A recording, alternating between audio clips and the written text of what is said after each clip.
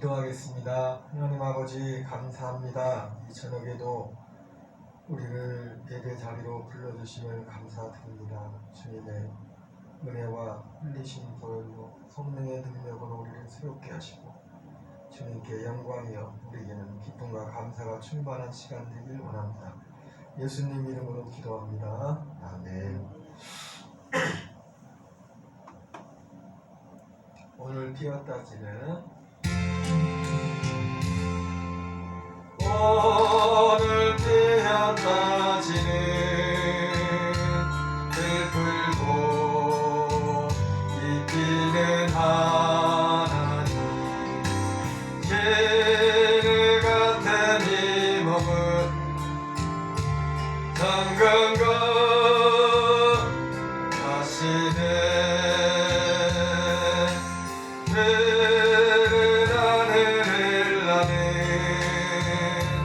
대들고 이는 하나님 밤을 명령 이겨한데 너희 마음속 깊은 그곳에 영원을 내리신 주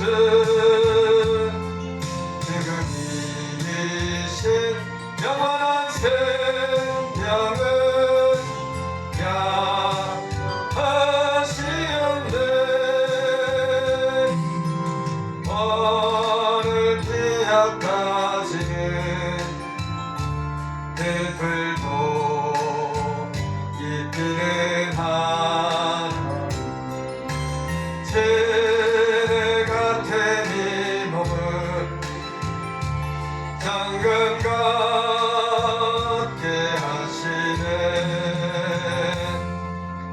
오늘 깨어나지는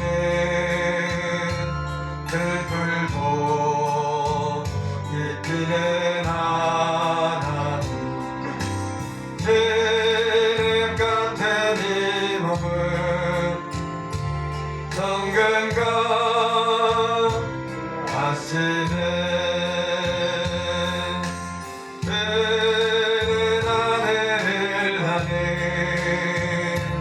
새들도 어기는 하나님 밤을 여우리랴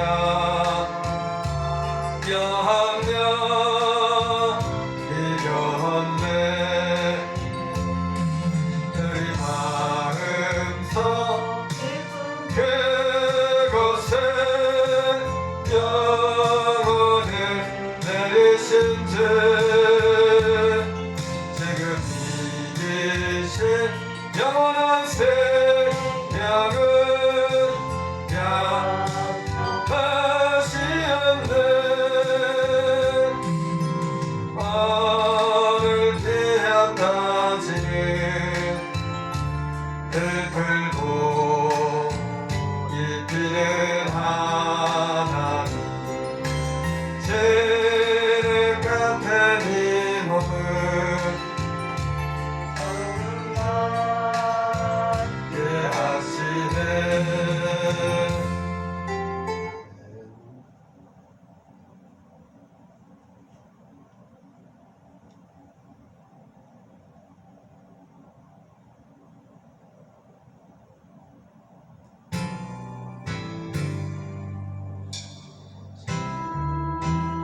다시 오실 때까지 나는 이 길 가리라.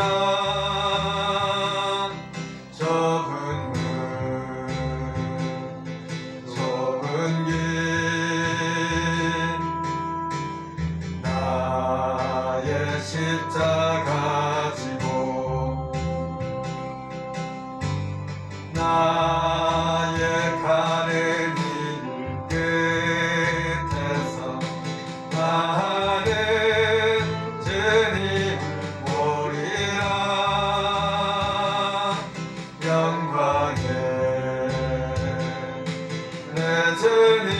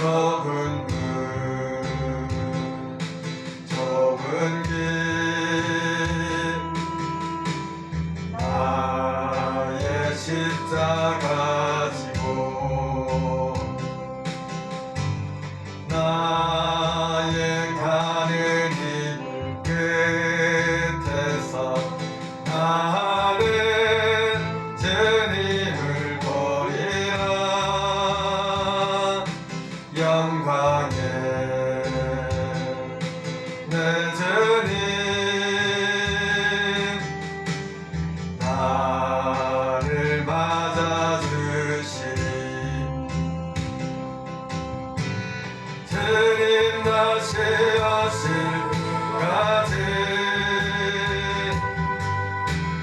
나는 일어나 달려가리라. 주의 영광은 덮을 때 나는 일어나 노래하리. 내 사모하는 온 세상 그대시라. 내 사모하는 영광의 왕의 제라. 내 사모하는 온 세상 그대시라.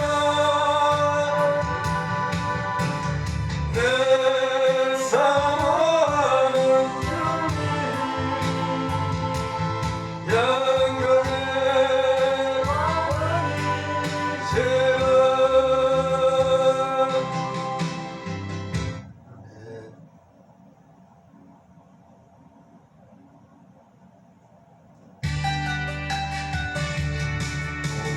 주의 사랑에 매여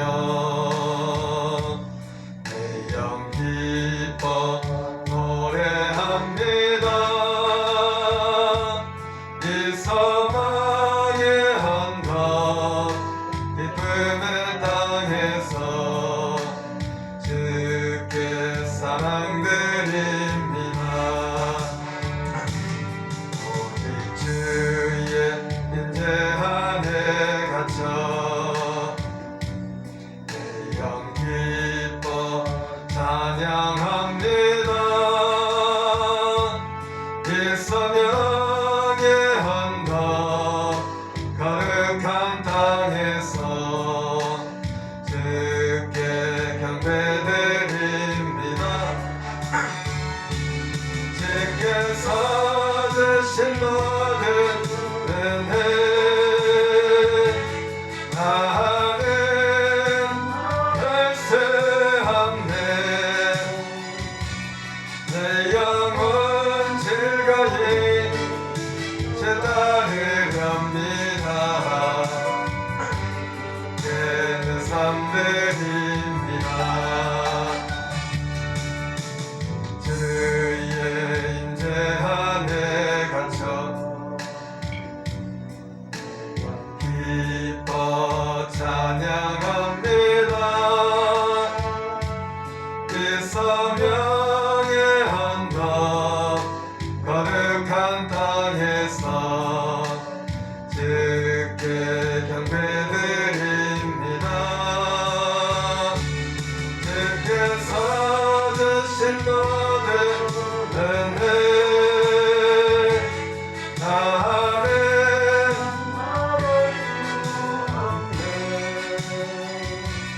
내 영혼 즐거이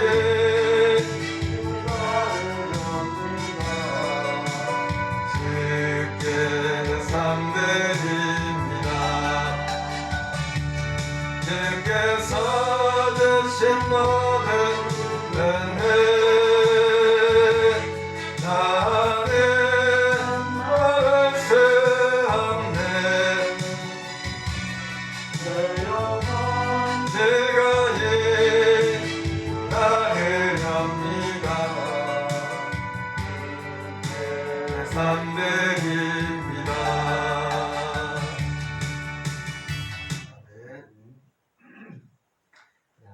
하겠습니다. 주님의 손길 생명빛 때는 눈만자 강령 찾았네. 놀라운 손길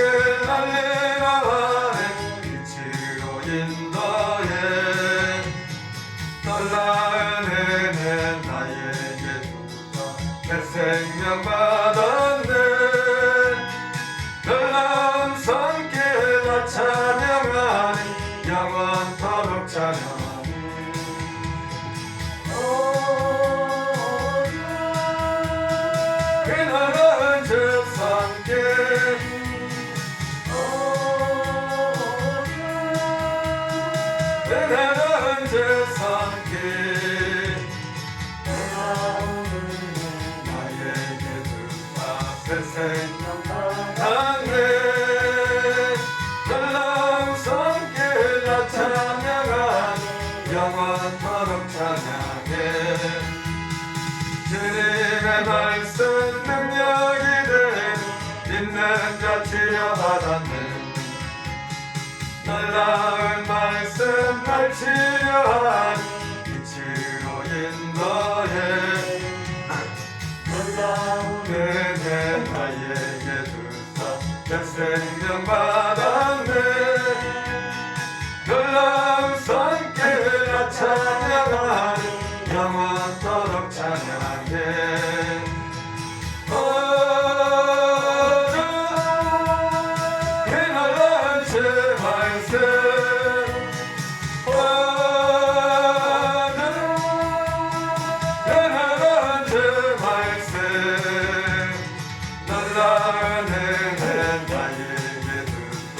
내 생명 받았네. 놀라운 손길 나 찬양하네. 영원토록 찬양해. 주님의 보혈 속죄가 되네. 다친 자를 감내하네. 놀라운 보혈 날가나네. 빛으로 인도해. 놀라운 은혜 나에게 주사 내 생명 받았네. 놀라운 손길 나 찬양하네. 영원토록 찬양해.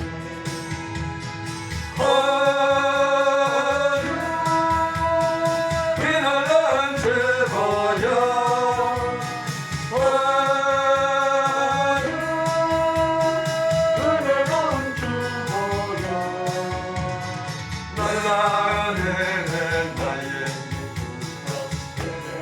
받았네.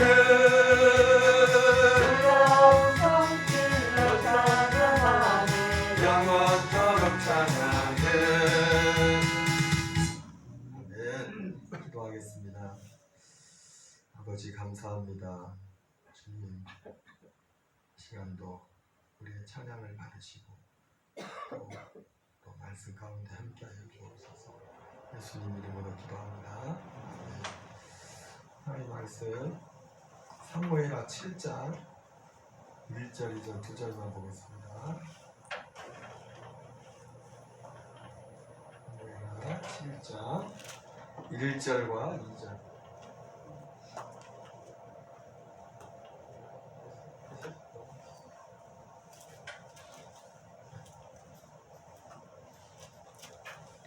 사무엘하 7장.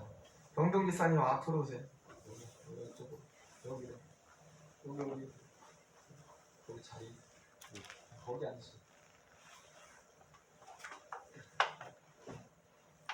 7장 1절 2절 같이 읽겠습니다.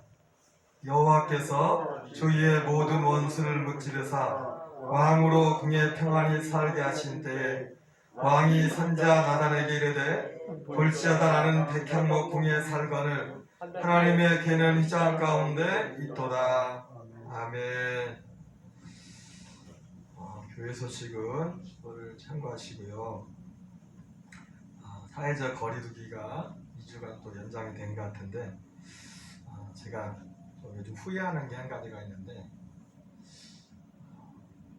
참 이게 교회를 신앙이 있는 분들도 그렇지만은 신앙이 확신이 분명하지 못한 분들은 교회를 오고 가는 것이 이게 뜸해지면은 참 믿음에서 멀어지게 돼요. 참 잘못했다 생각하는 게 뭐냐면 사회적 거리두기 할 때 11시 예배만 드린 게 아니라 나눠서라도 순천에 어느 교회는 거기도 교회가 많은 교회는 그렇게 많지는 않은데 예배를 그 일부러 4번을 드렸다더라고요.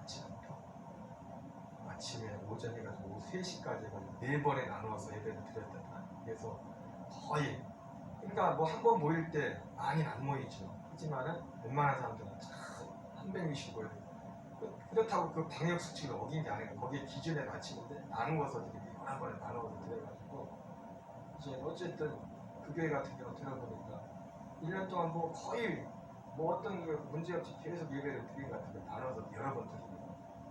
근데 제가 이렇게 생각해 볼 때 두 가지가 하면서 하나는 언론에서 교회가 이제 이 교회를 안 나오신 분들 가운데는 어떤 생각이냐면 일단 교회가 굉장히 위험하다고 교인들조차도 그렇게 인식을 하고 있어요. 그런데 실제로 엊그제 정부에서 발표를 했어요. 그 관계자들이 교회 예배에서 감염된 게 거의 없다고. 정부에서 발표했다. 예배를 통해서 감염된 사람은 없다. 예배 끝나고 가서 밥 먹다가 모임에서 그렇지 이 예배 모임에서 실제로 제가 봐도 그분들이 발표하기 전에도 제가 항상 했거든. 내가 이걸 그냥 객관적으로 봐도 주일날 예배 와서 감염된 경우 거의 없어요. 그런 사람들도 밖에서 외부에서 감염된 사람이 확진 사람이 와서 그렇게 교회만으로 된 것 뿐이지 교회 예배당에 와서 예배드리면 확진된 사람은 거의 없어요. 요즘 뭐 시끄러운 그런 것도 예배 교회 주일날 예배에서 확진된 게 아니거든. 단체 생활 뭐 이런 거 실제로 하면서 그게 확진이 된 거지. 그래서 참 이게 언론도 그렇고 안정교회 보면 지금 교회 안 나오시는 분들 생각 가운데는 물론 두 가지입니다. 하나는 코로나19를 지나면서 두 가지 안 좋다기보다 두 가지가 나타난 하나는 뭐냐면 교인들 마음 가운데 그게 드러나는 겁니다. 이분이 평소에 예배드리는 거 하나님 섬기는 것을 얼마나 소중하게 생각했나 이것이 실제로 드러나고 두 번째는 운영 중에 계속 방송에서 이게 교회의 어떤 실제로 교회 그 관련된 거기에서 확진자 나와 하지만 분명한 것은 교회 예배에서 확진된 거 아니에요. 거의 없어요. 교회처럼 방역을 철저히 하면서 그런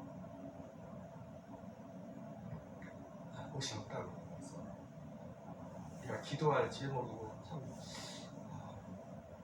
기대를 할 때 우리가 영상 갖고 있지만 오해라도 나눠서 해서 몇 분이라도 예배를 기도 나오게 했어야 되는데 괜히 나오지 말라고 했다. 그런 생각을 들어요. 왜냐면 교회는 결코 위험한 장소가 아니에요. 예배만 드리면 가면 결코 위험한 장소가 아니고 실제로 얼마 전에 우리 고흥여대학 그 남양에 그 일가족이 4명에 5명이 이제 목사님 가정이잖아요, 그죠? 목사님 가정이 확진이 됐었는데 4명의 가족이 근데 놀라운 거 뭐냐면 그렇게 교회에서 예배를 드렸는데 교인들은 한 명도 확진이 안 됐어요. 가족은 다 5명이 확진이 됐는데 예배는 계속 드렸거든요. 거기도 교회도 남양에 있는 교회도 예배는 다 드렸는데 교인들은 확진자가 없었어요. 그러니까 그 뭐예요? 가족이 5명이나 확진이 됐는데도 예배에서 확진자가 안 났다는 거 보면은 예배 드리는 자체가 결코 위험한 게 아니고 예배는 자체가 확진자가 혹시 와도 근데 마치 교회가 감염의 주범인 것처럼 교회 가면 교회에 뭐 바이러스가 막 있는 것처럼 바이러스가 뭐 감염되는 장소로 외국에 이런 부분들을 우리가 오히려 여러분 제일 위험한 데가 우리보다 더 위험한 데가 평화슈퍼 같은데 그 사람들이 제일 위험해. 저기 녹동에서 제일 위험한 사람이 누가 가서 뭐라고 하기를 하나 하지도 못해. 저기는 평화슈퍼는 365일 아침 저녁 마스크 복 다 하고 뭐 한 잔 들어가면 뭐 정신이나 있으니까 또 제일 위험해 저기 사람들이. 근데 저 사람들 위험하다고 안 하잖아요. 뭐라고 안 하죠. 마음에 후회가 돼요. 뭐라고도 모르겠어요. 필요하다면 그래서 이번 주부터라도 오후 예배를 한 번 더 드려서 혹시 오전에 예배 나오는 걸 꺼리는 분이 계시다면 오후 예배가 한 명이 됐더라도 예배를 좀 드렸으면 좋겠다. 그런 마음의 생각을 지금 가지고 있습니다. 우리 지금 다윗에 대해서 같이 공부하고 있는데요. 지난 시간에 오늘 사무엘하는 다윗에 관한 다윗의 생애는 사실은 다윗이 어디서부터 등장하죠? 다윗이 등장한 성경이 어디죠? 사무엘상 몇 장에서 등장해요? 다윗이? 몇 장쯤에 다윗이 등장하죠? 사무엘상? 예? 예? 몇 장? 사무엘상 몇 장이요? 몰라요? 어떻게 그걸 모르신다고 하면 이거 안 되는데 이건. 사무엘상 16장에 등장한 사무엘 16장에 다윗이 사무엘에게 기름 부음을 받아 왕으로 기름 부음을 받고 17장 엘라골장에서 다윗과 골리앗의 전투가 있고 18장에서 천천성 만만성 예전을 노래 때문에 그때부터 사울에게 미움 받으면서 어려움 당하면서 이 사무엘 상이 끝나기 직전까지 도피 생활을 하고 그리고 마지막에 이제 더 이상 이제는 이스라엘 땅에 살다가는 분명히 내가 죽든지 사울이 죽든지 둘 중에 한 명 죽게 생겼다 해가지고 이제 다윗이 이제 블레셋으로 도망을 가죠. 그래서 거기서 시글락이라는 곳에 가서 가드왕 아기스에게 몸을 의탁해서 가드왕 아기스가 다윗에게 시글락을 이제는 살 수 있는 그런 땅을 줘서 거기에 거주하게 됩니다. 그러는 중에 이제 블레셋과 이스라엘 사울과의 전면전 길보아산 전투가 있게 되고 그 길보아산 전투에서 사울과 요나단과 말기서와 그 아들들이 다 죽음을 맞이하게 되는 그런 사건이 있고 그 중간에 다윗도 이제 시글락에서 같이 이제는 있다가 잠깐 전쟁에 같이 참여나가는 사이에 시글락에 아말렉 족속에 침노를 해가지고 가족과 그 재산과 모든 걸 다 잃어버릴 뻔했다가 다시 찾는 그런 일들이 사무엘상 후반부에 있고 그런 내용이 있는데 사실은 다윗에 대한 거기까지는 다윗과 사실 사울에 관한 이야기들이 중심이 돼 있었지만은 이제 사무엘 하로 가면서 다윗에 관한 이야기가 사무엘 하 전체가 다윗에 관한 기록이죠. 다윗의 생애에 대해서 기록이. 지금 놀랐어요. 다윗이 제일 먼저 등장한 데가 어디라고 처음 등장하는 데가요? 사무엘상 16장. 다 알고 있었죠? 겸손해가지고 모른다고.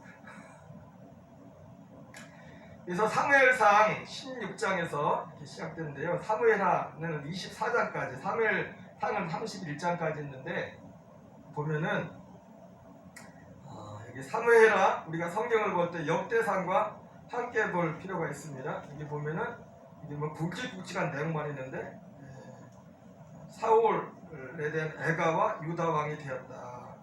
1장 숫자 보입니까? 그리고 5장에 뭐 이스라엘 왕이 되었다. 헤브론에서 그리고 예루살렘에서 다윗의 언약 그리고 랍바 암몬에서 암몬 전쟁 바세바다까지 10장이라고 되고 있는데 10장부터 15장 사이에 있었던 거죠. 15장에서 압살롬 반란 그리고 19장에서 세바 반란 21장의 기근 원인문은 기근이 3년 동안 계속되었는데 그 원인을 하나님 앞에 다윗이 기도하자. 하나님 왜 이런 기근이 이렇게 3년 동안 됩니까? 그 하나님께서 그 이유를 말씀해 줍니다. 그래서 그 원인을 이제를 해결하고서 기근이 해결되는 그런 내용이 나오고 22장 다윗의 노래 24장에 인구조사합니다. 다윗이 하나님이 사단이 충동해서 인구조사를 했어요. 그래서 그것 때문에 3일 동안 연병 그런 도는 그런 어려움을 당하는 그런 사건이 24장에 기록되어 있습니다. 오늘은 조금 한 중반 정도까지만 오늘 말씀을 같이 한번 보려고 하는데요. 이게 살펴보면 이거는 이 토피는 지역적으로 해서 지역적으로 이 시간적인 순서이기도 하지만 지역적인 어떤 것을 구조를 해놨습니다. 여기 보면 헤브론, 기브온, 마하나임, 예루살렘, 기럇-예아림, 다윗 궁전, 주변 정복고 이런 식으로 되어 있고 기브와 바알라솔, 마하나임, 아벨 벤마가, 모리아산 뭐 이런 지리적인 저기로 되어 있는데요. 헤브론에서 다윗이 유다 왕이 되죠. 유다 왕이 되는 이런 내용들이 나오는데요. 이거는 그냥 참고를 하시고 자 1장에서 아까 살펴본 것처럼 오늘 1장부터 한 11장까지만 내용을 줄거리를 잠깐 살펴보겠습니다. 사무엘하 1장에 이제 다윗이 어디에 있었냐면 가드왕 아기스가 다윗에게 준 땅이 무슨 땅이라고 했죠? 땅 이름이 뭐죠? 시글락에 있었어요. 시글락에 있었고 아까 말씀드린 것처럼 다윗도 아기스의 충신되어서 블레셋과 사울의 군대가 이스라엘 평야에서 이제 전면전을 하게 되었는데 그때 전투에 참여하려고 했는데 다른 왕들이 반대를 했어요. 자, 블레셋의 유명한 5도시가 있죠. 기억나는 도시 어디 있어요? 5도시. 블레셋의 5도시. 가드, 에그론, 아스글론, 가드. 가드 있죠? 가사, 아스글론, 아스돗, 에글론, 가드. 이렇게 5도시인데 이 가드 왕, 그 5도시 중에 하나였던 다윗이 그 아기스 왕, 가드 왕 아기스에게 의탁했었는데 그 아기스에게는 다윗이 완전히 이제는 100% 아기스가 다윗을 신뢰했어요. 그래서 사실은 적군이었었는데 그 다윗을 데리고 전쟁에 참여하게 됐는데 나머지 네 왕들이 반대를 하는 바람에 다윗은 시글락에 머무르게 되죠. 시글락에 머무르는 게 내려와 보니까 그 사이에 아말렉 족속이 시글락을 불태우고 재산과 사람들과 자기 처와 가족들을 다 잡아간 겁니다. 그래서 어려운 가운데 30만 국 끝에 그 아말렉을 다시 격파하고도 가족들을 다 찾아오죠. 그러는 사이에 이제 블레셋 군대와 이제 사울의 군대가 이스라엘 평야에서 전면전을 벌이게 되는데 아주 뭐 사실은 게임이 안 됩니다. 게임이 안 되는데 사울이 마지막까지 이제 장렬하게 싸우다가 죽음을 당하게 되죠. 길보아산에서 전투를 하게 되는데 바로 그 소식을 한 이틀 3일 지나가지고 이 소식을 다윗이 들어요. 어디에서 그 소식을 들었어요? 어디에서 들었을까요? 다윗이 그 소식을 들은 곳이 어딜까요?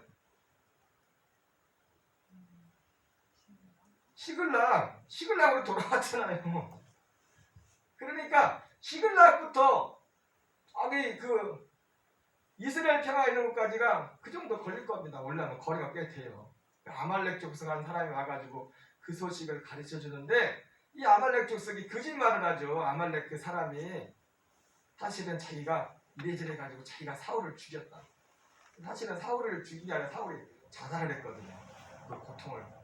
근데 아마 그 사무엘상의 마지막에 사울의 죽는 장면하고 사무엘하 1장에 아말렉 그 사람이 군사가 와서 다윗에게 보고한 내용이 틀려요. 그러면 성경이 틀린 게 아니라 틀렸다는 게 아니라 아말렉 그 사람이 거짓말을 한 거예요. 왜 거짓말을 했어요? 그렇게 말하면 상받을까봐. 왜?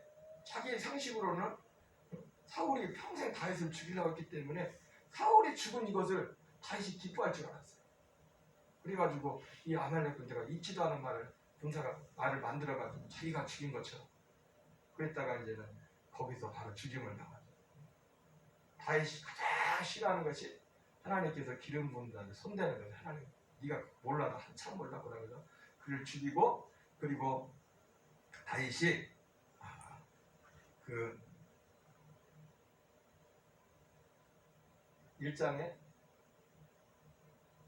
사울을 위해서 애가를 부릅니다. 이게 다윗이 이 슬픈 노래로 사울과 이의 아들 요나단을 조상하고, 보니까 사무엘하 1장 21절에 길보아 산들아 너 위에 이슬과 비가 내리지 아니하며 재물도 낼 밭도 없을지어다. 거기서도 두 용사의 방패가 버림바 됨이니라. 곧 사울의 방패가 기름 부음을 받지 아니하는 것 같이 됨이로다. 어쨌든 1장은 이러한 내용들이 있고요. 그리고 나서 2장으로 넘어가면서 다윗이 시글락에서 하나님을 기도합니다. 지금 세상이 바뀌었어요. 확 바뀌었어요. 이스라엘은 어떻게 보면 다윗은 지금 이스라엘 백성이지만 지금 블레셋 땅에 와 있지 않습니까? 근데 이번 전쟁의 결과로 이스라엘은 완전히 어떻게 보면 다 망했습니다. 망했어. 왕이 죽고 군대가 다 패배했기 때문에, 대패를 했기 때문에 완전히 지각 변동을 일으키는 그런 엄청난 그런 그 결과를 가져오게 됐는데, 그때 다윗이 시글락에 있으면서 하나님 앞에 기도하죠. 하나님, 어떻게 해야 됩니까? 여기 보면 전쟁의 결과로 이 밑에 쪽 블레셋부터 지금 여기 이 해안 쪽으로, 지금 해안 쪽 그리고 서쪽에서 동쪽으로 저거 표시가 지금 그 블레셋과 이스라엘이 전투했던 이스라엘 평화 근처입니다. 서쪽에서 동쪽으로 표시된 거 그거 보이죠? 예, 전쟁을 하면서 지금 왕도 죽었고 이제는 이스라엘은 남과 북으로 이제는 왔다 갔다도 할 수 없는 그런 어려운 상황이 되었습니다. 사실은 거의 이제 블레셋이 지배하는 그런 땅이 되어버린 것과 같은 상황입니다. 그런 상황에서 다윗이 하나님께 기도하지 하나님 지금 어떻게 해야 됩니까? 그랬을 때 하나님이 다윗에게 어디로 가라고 해요? 어디로? 어디로 가라고 했어요? 시글락에 있는 다윗을 향해서 어디로 가라고 했어요? 하나님이? 헤브론. 헤브론. 헤브론이 보여요? 글씨가 보여요? 안 보고 그런데 말씀하신 거예요? 헤브론으로 가라고 해요. 헤브론으로. 자, 헤브론으로 가게 됩니다. 헤브론으로 가게 되는데 다윗이 헤브론으로 가고, 그러나 다윗이 헤브론으로 갔지만은 지금 상황이 어떻게 되면 다윗이 헤브론으로 가서 유다 지파의 왕이 돼요. 유다 지파 12지파 중에 유다 지파만들의 왕이 되고, 베냐민 지파 중에 사울과 그 아들들이 죽었지만은 그 사울의 아들이 살아남은 아들이 있었어요. 그 이름이 뭐죠? 이스보셋. 이름이 비슷해가지고 이스보셋인데, 무비보셋은 요나단의 아들. 이스보셋 다 죽었어요. 그래서 이 이스보셋을 아브넬이라는 군대 장관이, 아브넬은 원래 사울의 군대 장관이었죠. 그러니까 아브넬은 살았네. 이거 몰랐네. 전쟁터에서 사할 수 없고 다 죽었는데 아브넬이 원래 사울의 군대 장관이었거든요. 근데 모르겠어요. 성경에 안 나와 있지만은 아마 사울이 다른 명을 줬을지, 전쟁터에 나가지 않고 아브넬에게 다른 사명을 줬나 봐요. 다른 걸 지키라고 줬을지도 모르겠어요. 성경에 다 자세히 안 쳐. 어쨌든 전쟁터에 나갔으면 살아올 수가 없어, 아브넬이. 왜냐면 바로 아브넬이 경호실장 같은 역할을 했거든요. 사울 바로 옆에서 사울을 지키는 그걸 책임을 지고 있었거든요. 그리고 맹렬한 전쟁에서 사울이 죽어가는데 아브넬이 살아올 수가 없어요. 이런 것들을 볼 때 아마도 이 블레셋과 전쟁을 나갈 때 사울이 아브넬에게 다른 어떤 그 명을 주지 않았을까, 그런 생각을 해보게 됩니다. 어쨌든 북쪽은, 이 남쪽은 헤브론의 다윗이 이제 유다 지파의 왕이 되고, 그리고 이 이스보셋이라는 사울의 아들이 요단강을 건너 요단 동편 마하나임에 가서 스톨에서 이스라엘의 근거를 두게 됩니다. 여기서 재밌는 게 뭐냐면, 신약시대 예수님 때도 그렇고요. 여러분, 우리 신약시대 보면은 예수님 시대에 그 분봉왕의 이름이 있었죠. 유대 분봉왕이 누구였어요? 헤롯. 근데 헤롯이 많이 나오죠, 그죠? 근데 예수님 당시에, 예수님이 살아갈 당시에 헤롯이라는 이름은 다 헤롯이라는 이름이 나오지만 다 똑같은 게 아니에요. 헤롯이 세 지역을 나누어서 다스렸단 말이에요. 그래서 이쪽 남쪽에는 헤롯 아켈라오가, 그리고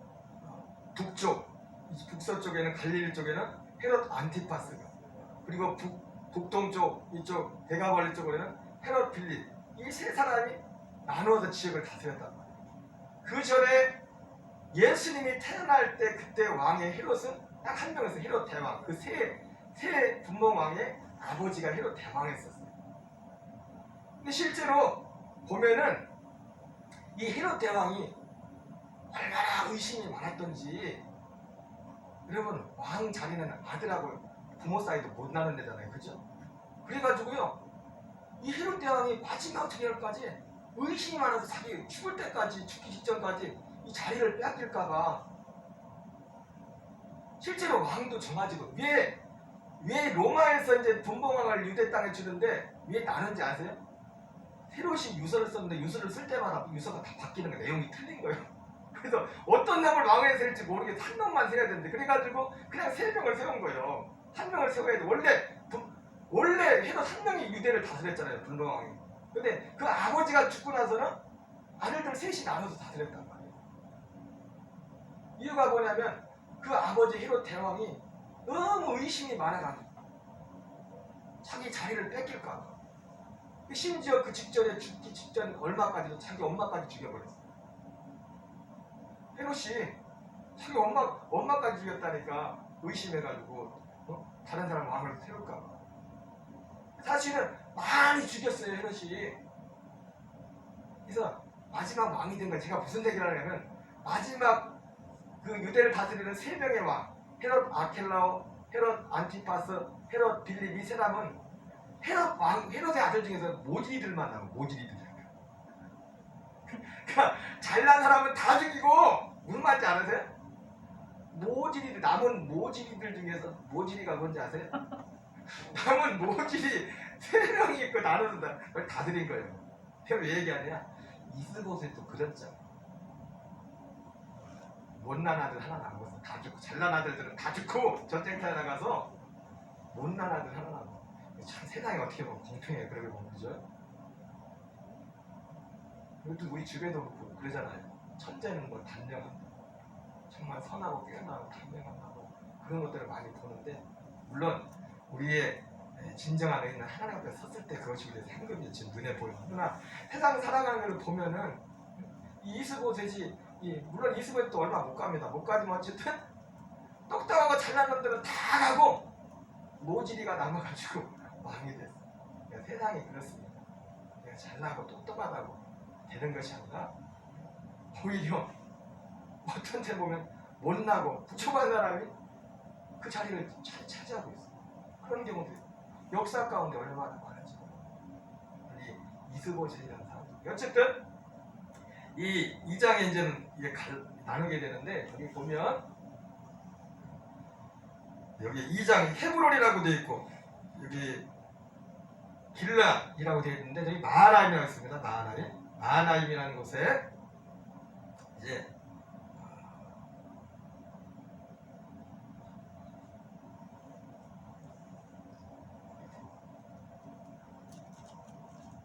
이제 수도를 정하고 이게 하는데, 여기서 2장에는 무슨 나오냐면 이제 남과 북에 이제 그 이스라엘과 유다의 이제 전쟁이 나오죠. 길르앗 목가에서 기브온 목가에서 이제 국지전이 벌어지게 되는데, 이 국지전으로 인해서 남쪽 유다는 20명이 죽고 북쪽의 이스라엘은 한 360명이 죽어요. 이 전투에서 특별히 요압의 동생 아사엘이 그 아브넬을 쫓아가다가 아브넬에게 죽임을 당하게 됩니다. 그래서 이것이 사실은 이 다윗이 이 남과 북을 이렇게 통일해가는 그런 어떤 과정 가운데 있어서 하여튼 큰 위기를 초래할 수 있는 그런 어떤 단서가 되는 그런 사건이에요. 왜냐하면 나중에 이 뒤에 나오지만 요압이 그 아브넬이 나중에 이제는 뒤에 나오지만 아브넬이 이 이스보셋을 배반하고서 이제는 이스라엘을 들어서 다윗한테 바치려고 하거든요. 평화협정이 잘 되어가고 있는 가운데 거기에 찬물을 끼얹게 보내면 요압이었어요. 요압이 그 동생 아사에 대한 원수를 갚기 위해서 다윗과 협정을 잘 마치고 돌아가는 그 아브넬을 자기 불러가지고 조용히 얘기하려다 그를 죽여버려요. 그래서 이 자칫 잘못하면 큰 어려움이 생길 수 있는 다윗에게 위기를 초래하는 그런 상황들을 맞이하게 되는데요. 어쨌든 2장에서는 이런 기브온 전투가 있었고요. 그래서 여기 나오는 것처럼 이제 전투가 끝나고 나서 금방 말씀드렸던 겁니다. 이제 요압과 그 군대들은 헤브론으로 돌아가고 아브넬이 그 군대를 이끌고 이제 다시 마하나임으로 돌아가게 됩니다. 3장에서는 어떤 사건이 일어나면은 이스보셋과 아브넬의 균열이 일어납니다. 균열이 일어나요. 안 그래도 힘들어 죽겠는데 무슨 일이었습니까? 아브넬이 사울의 첩 리스바라는 여자와 통관을 합니다. 잠자리를 같이. 그러니까 다시 말하면 왕이었던 이스보셋, 지금 이스보셋이 북이스라엘 왕이지 않습니까? 이스보셋의 아버지 사울의 첩. 이스보셋에게는 첩이지만 뭐 어머니도 되겠죠. 계모라고. 그 첩과 관계를 갖게 돼요. 그래서 이걸 가지고 이스보셋이 문제를 제기하자 아브넬이 화를 팍 내죠. 이런 걸 가지고 당신이 지금 이 자리에 있는 것이 누구 때문에 있는 건지 그거 가지고 그러냐 그러면서 그 자리에서 아주 그냥 충격적인 말합니다. 내가 이거 나라를 들어서 다윗에게 갖다 바치겠다. 그리고 나서 실제로 아브넬이 다윗에게 가서 실제로 협상을 하게 되고 이래저래 해가지고 말을 들어서 당신에게 바치겠다 이렇게 말을 하는데 예.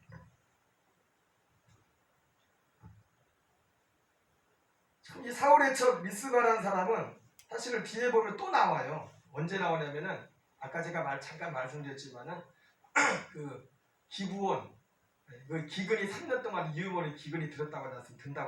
그래서 다윗이 하나님 앞에 기도했을 때 그 기근의 이유를 뭐냐면 사울이 이 기브온 족속을 핍박했던 그것 때문에 죽이고 했던 그런 피를 흘렸던 그런 과거의 그런 일 때문에 기근이 왔다는 것을 가르쳐줍니다. 그래서 기브온 족속들을 부르죠. 여러분 기브온 족속들은 어떤 족속이죠? 여호수아를 속였어요. 여호수아를 속였어요. 아유 그때 그렇게 오래 죽기를 기억을 하시네. 그 여호수아를 속이고 이제는 거짓 항복을 한 그런 적이죠. 그래서 이제 여호수아가 몰라가지고 약속을 합니다. 얘들을 이렇게 해주고 이렇게 보호해주겠다고, 너희들 건들지 생명을 보호해주겠다고 절대로. 나중에 지나고 나서 며칠 지나고 나서야 멀리서 오게나 바로 근처에 있는 사는 동네 사람이라는 걸 알게 되었죠. 그러나 먼저 하나님 이름으로 약속했기 때문에 그걸 다시 돌이킬 수 없었습니다. 예, 그런 족속이었는데 이 사울 때 이 기브온 족속이 피를 흘리는 그런 것이 있었어요. 그래가지고 기브온 족속들을 불러서 여차저차 한데 내가 너희들한테 어떻게 해줬으면 이 한이 풀리겠느냐 묻더니 이 사람들이 뭐라 합니까? 사울의 족속에 남은 사람 중에서 7명을 잡아가지고 달아 죽이면 그것으로 저주가 풀릴 거라 뭐 그런 얘기를 했어요. 그래서 그 뒤에 보면 나오지만 그 사울의 후손 중에 가만히 보니까 누구도 있었냐면 무비보셋도 있어요. 무비보셋. 근데 무비보셋은 요나단하고 다윗이 각별했잖아요. 그래가지고 무비보셋은 내줄 수 없어가지고 무비보셋은 빼고 7명을 내주는데 기브온 족속들한테 그 중에 두 아들이 누구냐면은 이 리스바, 사울의 첩이었던 리스바가 낳은 두 아들이 7명 위에 들어가게 돼요. 그래가지고 그들을 매달았는데 이 리스바가 자식이 매달렸으니까 가지고 비가 오나 눈이 오나 실제 와서 새가 와서 찍어먹을까 뭘까 해가지고 그걸 지키면서 계속 통곡을 합니다. 그게 나중에 다윗에게 들어가요. 그래가지고 그를 불러다가 그 시체를 잘 수습하고 해가지고 이제 날려가는 그런 장면들이 나오게 돼요. 어쨌든 제가 오늘 이 성경을 보면서 조금만 봤었는데 뒤에 얘기를 보니까 리스바는 사람도 참 기구한 사람이다. 그런 생각을 좀 해보게 됐어요. 어쨌든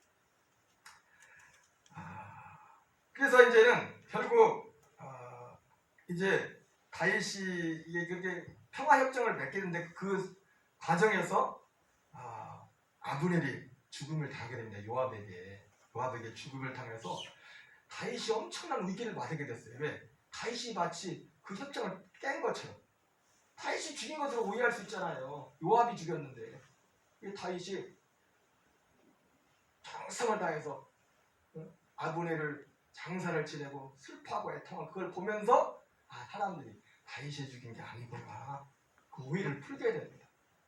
왜냐하면 이 통일을 지금 남과 북으로 가려는데 이걸 하나로 만든 데서 정말 중요한 게 뭐냐면 민심을 얻는 거거든요. 사람들의 마음을 얻어야 돼요. 다윗이 나중에 사실은 수도를 헤브론에서 예루살렘으로 옮기는 이유도 그런 이유가 있어요. 여러 가지 이유 중에 하나가 뭐냐면 그러니까 중간쯤 되거든요. 남쪽에 왕으로만 있을 때는 헤브론만 있어도 충분했는데 남과 북을 다 이렇게 하나로 만들려면 조금 더 그 자리가 너무 밑에 있는 겁니다. 남쪽 사람들의 마음을 얻으려면.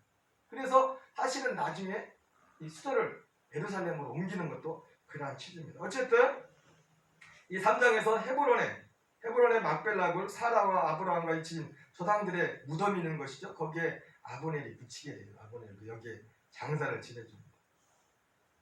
그리고 4장에는 이스보셋도 죽죠. 여기 그림이 안 나오는데 그래서 4장에 이 소식을 듣고서 아브넬이 죽었다는 소식을 듣고서 이스보셋이 완전히 기가 말 정도입니다. 네. 이스보셋이 의지하는 건 아브넬 하나밖에 없는데 그가 죽었으니. 그리고 좀 있다가 레갑과 바하나라는 사람이 해서 이스보셋도 이제 살해를 당하게 되죠. 그리고 이 레갑과 바하나는 어떻게 해요 또? 다윗한테 가요. 아까 그 아말렉 족속처럼 상 받을 줄 알고. 그랬더니 다시 보니까 니네는 여태까지 들어보지도 못했냐 과거에 있었던 일을. 그러면서 게다가 그 이스보셋을 죽였던 사람을 죽이고 그리고 이스보셋을 장사를 잘 치러서 아브넬 옆에 무덤에 같이 묻어줘. 이 4장까지 4장. 그리고 나니까 이제는 이스라엘은 완전히 다 무너졌죠. 그래서 이스라엘 장로들이 다윗을 찾아옵니다. 당신이야말로 우리 온 이스라엘의 왕이다. 그래서 다윗이 왕이 되고 그리고 나서 이제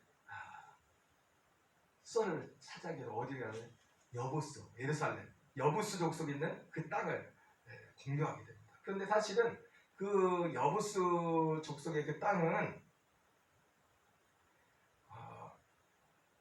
사실은 점령하기 힘든 땅이었습니다.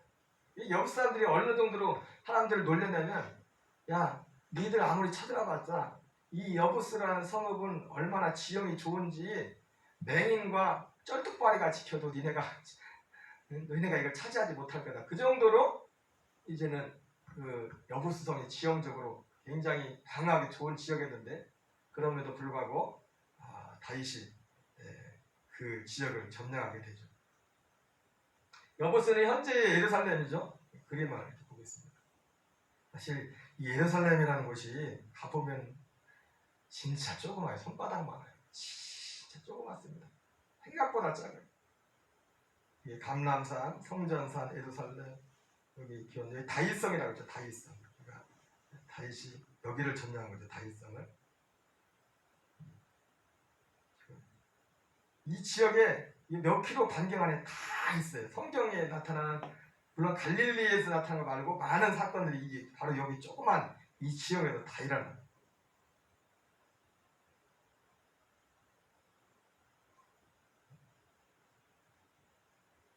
여기 그래서 그런 얘기 나오죠. 한번 읽어볼까요? 그날에 다윗이 이르기를 누구든지 여보스 사람을 치거든 물깃는 데로 올라가서 다윗의 마음에 미워하는 다리 저는 사람과 맹인을 치라했으므로 속담이 되어 이르기를 맹인과 다리 저는 사람은 집에 들어오지 못하리라. 예, 아까 말씀드렸죠. 여보스 사람들이 니네 올 테면 와봐라. 여기는 맹인과 다리 저는 사람이 지켜도 너희가 함당하지 못할 거다. 그런 그 말의 그 연유에서 이런 얘기가 나온 겁니다. 어쨌든 하나님의 도움으로 이 땅을 차지해서 이름을 예루살렘으로 바꾸게 되죠. 그리고 나서 전쟁이 벌어집니다. 그리고 나서 블레셋이 이 소식을 듣고서 그 전까지는 헤브론에 있을 때는 블레셋이 별로 신경을 안 썼거든요. 왜냐하면 그 입지가 다윗의 입지가 그런데 이제 상황이 바뀌었어요. 그래서 블레셋이 이 쳐들어 두 번의 전쟁을 하게 됩니다. 두 번씩이나 쳐들어가게 되는데 이제는 한 번은 1번, 2번이 돼 있죠. 한 번은 바로 여기 보면 한 번은 바로 앞으로 와서 1번에 블레셋을 무찌르고 한 번은 하나님이 뒤로 돌아가라고 해서 이제 블레셋을 무찌르게 됩니다. 이런 식으로 그래서 사실은 이 르바임 골짜기 전투는 이스라엘에게 있어서는 굉장히 중요한 전투였어요. 마치 우리나라로 치면은 6.25 전쟁 때 인천 상륙작전인 것 같아요. 그 인천 상륙작전 하나만이나요 전세가 완전히 바뀌지 않습니까? 이 르바임 골짜기 전투로 나요 블레셋과 이스라엘과의 그런 지금 지금까지였던 사실 아까 말씀드린 것처럼 사울이 길보아산 전투를 패배할 때는 완전히 다 망한 거나 마찬가지였습니다.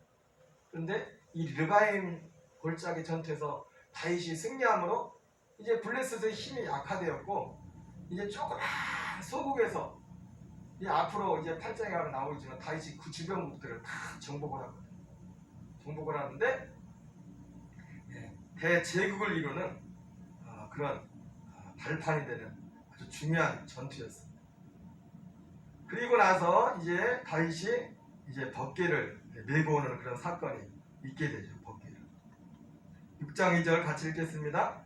다윗이 일어나 자기와 함께 있는 모든 사람과 더불어 바알레 유다로 가서 거기서 하나님의 궤를 메우려니 그게는 그릇들 사이에 자정하신 만군의 여호와 이름으로 불리는 것이라. 다윗이 정치적으로 하나를 이루었고, 그리고 다윗이 이 예루살렘을 통해서 종교적으로 통합을 이루고, 종교적으로 법궤를 이제 가져오는데, 6장에 법궤가 기럇-예아림에 있던 그 법궤를 메고 오는데, 여러분 법궤를 다윗이 예루살렘으로 가져오는 그 사건 가운데 생각나는 사건이 여러분 뭐가 있어요? 뭐가 기억이 나세요? 법궤를 가져오는 것 가운데? 밀고 오지 않고요. 예. 새수레에다 싣고 오다가 예. 소가 뛰어가지고 소가 뛰어서 우사가 잡아서 죽었어. 아, 우사가 죽었어요. 그럼 베레스 우사. 그래서 왜 죽었어요? 왜 죽었어? 메모할 때. 맞아요. 역대상에서 그러죠. 하나님이 뇌라고 했는데 그 수레에 싣고 오다가. 그래서 성경에서는 분명히 밝혀 있어요. 내가 전에는 매지 않았습니다. 하나님이. 여기에 대해서는 뭐 할 얘기가 많이 있는데, 그러니까 여러분 이스라엘 백성들이 로마서 10장에 다윗이 사도 바울은 이스라엘 유대인이 하나님께 열심히 있었으나 하나님의 의를 쫓지 않고 자기 의를 쫓아한 것이 있어요. 열심, 여러분 열심히 좋은 거지만 하나님 앞에는 모든 열심이 다 좋은 건 아닙니다. 하나님이 받으신 열심이죠. 결국 이 사람들도 오랫동안 자기 집에서 이걸 법궤를 모시다 보니까 자기들이 어떤 하나님 말씀도 무시할 정도로 자기들이 어떤 자리에 앉게 된 겁니다. 마치 자기들의 어떤 특권의식 같은. 자, 그리고 법궤를 내어올 때 또 기억나는 게 뭐가 있어요? 베레스 우사하고 또 오베데돔. 맞아, 오베데돔. 응? 베레스 우사가 이름도 베레스 우사야. 베레스가 우사가 베레가지고 죽었는데, 그래가지고 무서워서 다윗이 법궤 메우는 것을 멈추는 거예요. 그걸 오벳에돔의 집에다 갖다 놨는데 몇 달 지나고 보니까 그 집에 하나님 복을 주는 겁니다. 그래서 그 복 주는 그걸 보고서 그 소식을 듣고 다시 그 법궤를 메워오죠. 그때 다윗이 한 말이, 전에는 우리가 메지 않았으면 우리는 결혼을 당했어. 그때 다시 메울 때 그 얘기를 합니다. 그리고 메우면서 또 이 법궤를 메우는 데서 또 중요한 또 한 가지 스토리가 있죠. 또 뭐가 있죠? 춤을 춰요. 춤추는 다윗. 다윗이 춤추는데 누가 싫어했어? 미갈이 싫어했어. 상해서 아유, 채통 좀 지키지. 창피한 일도 모르고 그런다고. 다윗이 사실은 앞에서 말씀 안 드렸지만 다윗이 그 아브넬이 다윗에게 나를 바친다고 할 때, 협정을 하러 왔을 때 다윗이 제일 먼저 요구했던 한 가지가 있어요. 혹시 뭔지 아세요? 내가 그 약속을 지키려면 먼저 이것부터 해라. 미갈 데리고 오라. 어떻게 알아요? 성경 읽었구나. 응. 미갈을 원래 미갈이 다윗의 아내였잖아요. 아내였었는데 나중에 다윗이 다윗과 헤어지고 뭐 사울이 원수가 되면서 미갈을 다른 사람한테 줘버렸어요. 사울이.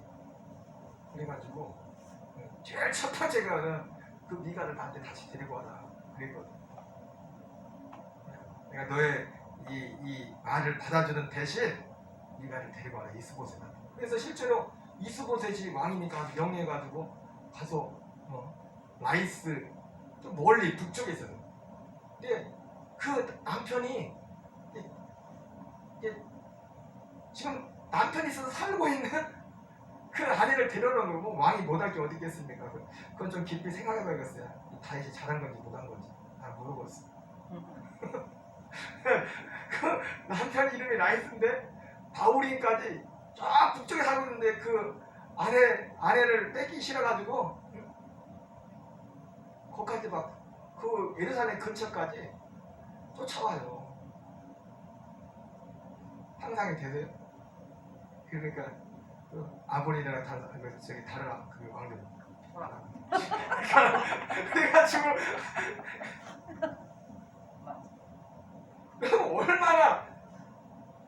그래도 시간이 지났지만 사실은 미가라고 다윗하고 헤어진 지 오래됐거든요. 만나지 못하지. 다윗이 오랫동안 피난생활했으니까. 사무엘상 19장인가 18장에서 그 다윗을 죽이려고 하는데 사울의 부하들이 미갈이 탈출시키잖아요. 밤에 창나무로 치고 침대에다가 그 우상 놓고서 다윗인 것처럼 헤매가서 다윗을 살려주잖아요. 그 이후로 못 만났어요. 그 이후로 다른 남자한테 줘봤다니까. 라이스라는 사람. 그 라이스가 이름이 달디에 쳐버렸다니까. 그러니까 그런데도 제일 먼저 미갈 얘기한 거는 그만큼 다윗이 미갈에 대한 마음이 있었던 겁니다. 안 그래도 여자들이 많이 있는데도 그 피난 생활 가운데 다윗이 얻은 게 많은데 아내들을 많이 얻었어. 그것도 지금 이해가 안 되는 게 그때는 그게 허용이 됐나 봐요. 물론 그것 때문에 어려움도 많았지만은 그런데 제가 왜 말씀을 드리냐면 다윗이 그렇게 마음이 있었는데 그렇게 마음이 있었어도 다윗이 하나님 앞에 중심에 딱 서니까 미갈한테 할 말을 다 하는 거예요. 아마 다윗이 그때부터 미갈한테 정이 뚝 떨어졌어. 하나님 앞에서 그렇게 춤추고 찬양하는데 미갈이 와서 그걸 같이 예배하고 하나님을 찬양을 못할 망정 하나님을 예배하고 찬양하는 다윗을 조롱을 하는 겁니다. 인간적으로 다윗이 미갈을 그렇게 좋아했지만 다윗이 그 사건을 보면 다윗의 마음이 미갈에 떠났어. 정 떨어졌어. 신앙적으로 안 통한 거야. 다 좋은데 신앙적으로 안 통해. 그래서 실제로 하나님께서 그 사건 이후에 미갈의 태를 닫아버렸어요. 임태치 못하게. 이런 법궤를 메고 올 때 이 세 가지 사건이 세 가지가 뭐였죠? 첫째가 베레스 우사, 그 다음에 오베데도, 그리고 춤추는 다윗, 그리고 미갈. 춤추는 다윗과 미갈, 이 세 가지.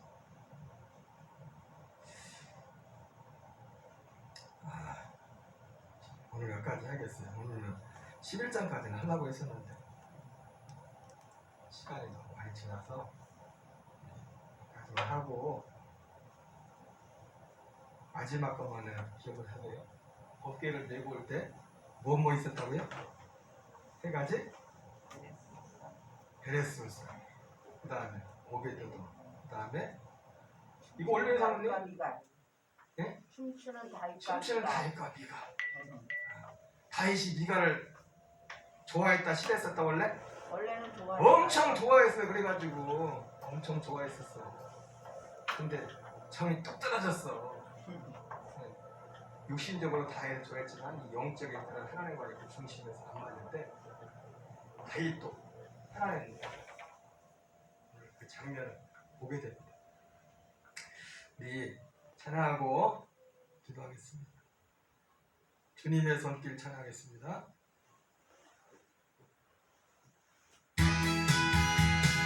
주님의 손길 생명빛 때 눈먼 자 광명 찾았네.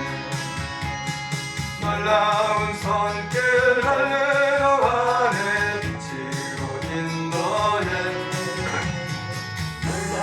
은혜 나에게 주사 내 생명 받았네. 놀라운 손길 찬양하네.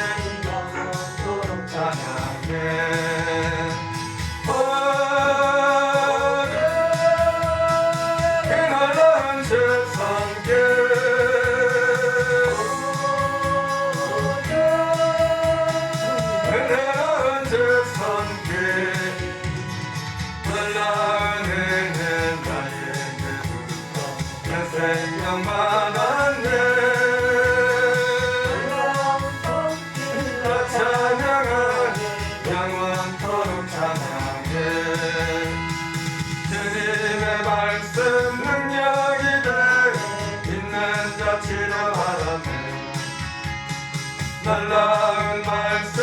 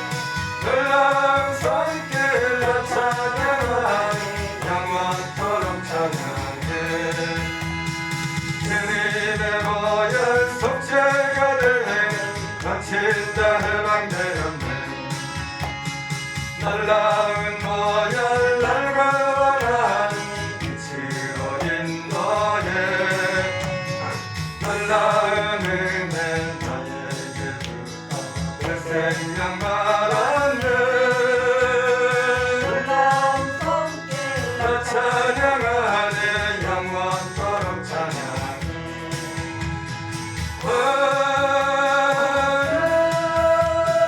내 놀라운 주보야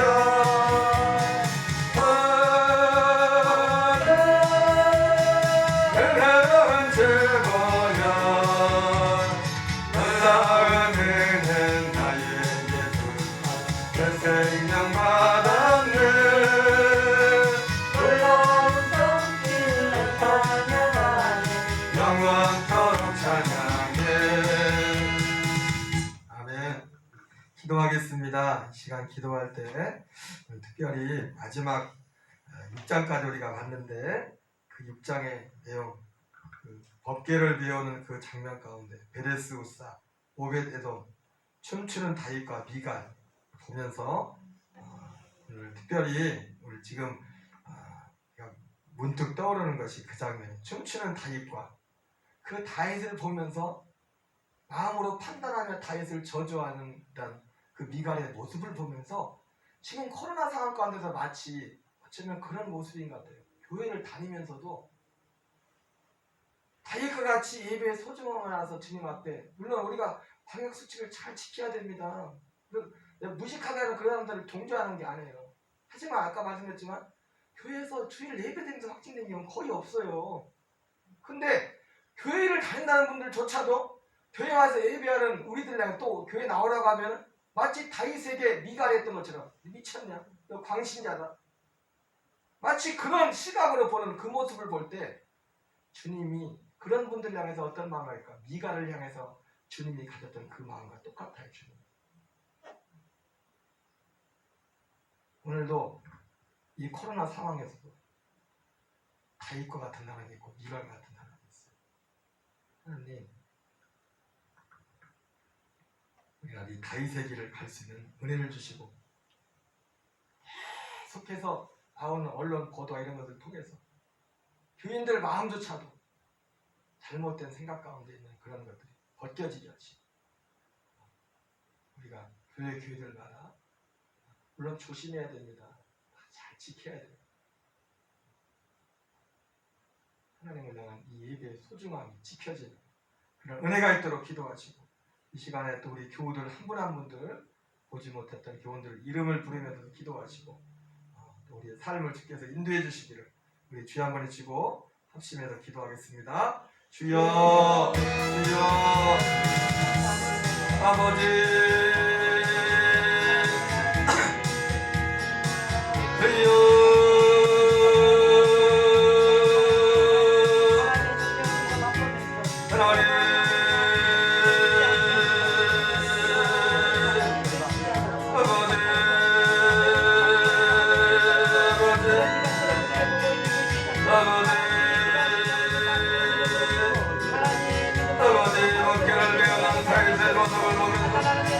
아버지 앞에서 점치는 다윗과 점치는 너희들 바라보며 멸시하던 아버지 미세 이간의 모습을 오버랩하면서 하나님 오늘 코로나를 지나면서 아버지와 생명을 걸고 예배를 지키라는 성도들과 또한 그들을 판단하며 그들을 광신자로 취급하는 하나님 아버지 또한 교회들의 달라진 모습들을 보면서 하나님 아버지 주께서 오늘 우리에게 원하시는 모습이 무엇인가를 하나님 아버지 보게 하시니 주여 감사드립니다.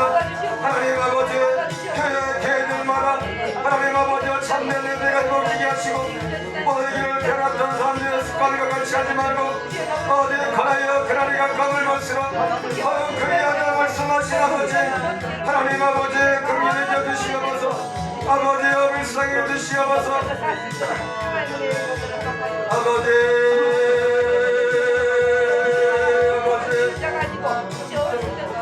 하나님 아버지여 기대기들마다 네가 같이 비롯된 생각으로 하나님 아버지 거짓된 생각에 속아서 하나님과의 관계가 안전한 날 하나님 아버지여 일리를 이겨야 주옵소서.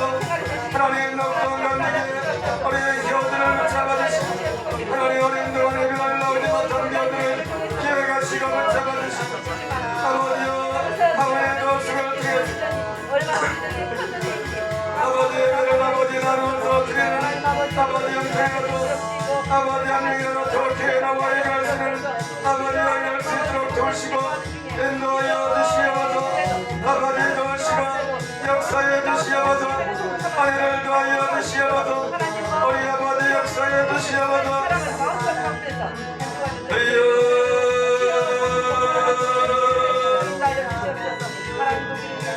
아버지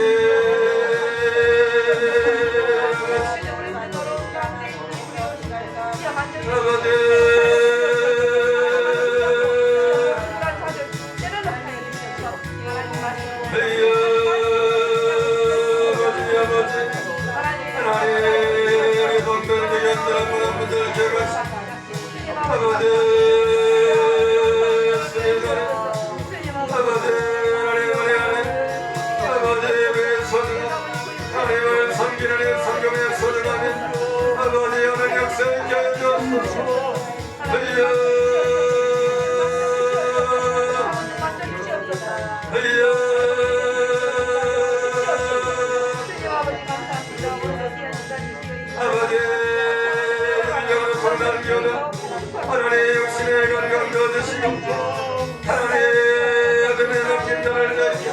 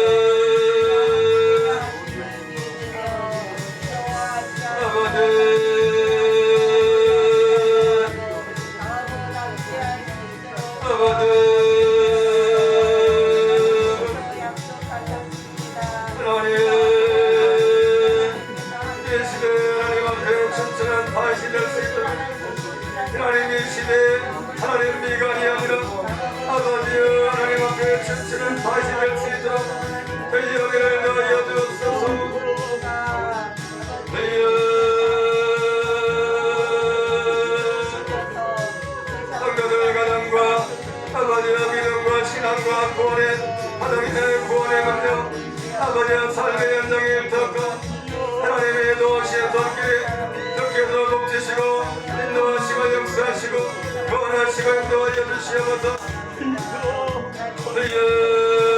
세상의 아버지의 근심했다 아버지의 지역의 질들에 아들의 질들에 하나님으로도 능으로도 대지할 수 없어 아버지의 교회를 제거하던 노래 여러분들 한 사람 한 사람 한 명자라는 가정을 내버려 두지 마시고 하나님의 길을 승리에게 구원의 길로 인도해 주옵소서. 우리의 삶 속에 등에 관대하는 하나님의 거룩을 문제될 가운데도 하나님이 감당하시고 한대가 역사를 이루는 역사 있도록 하나님을 이어 주시옵소서.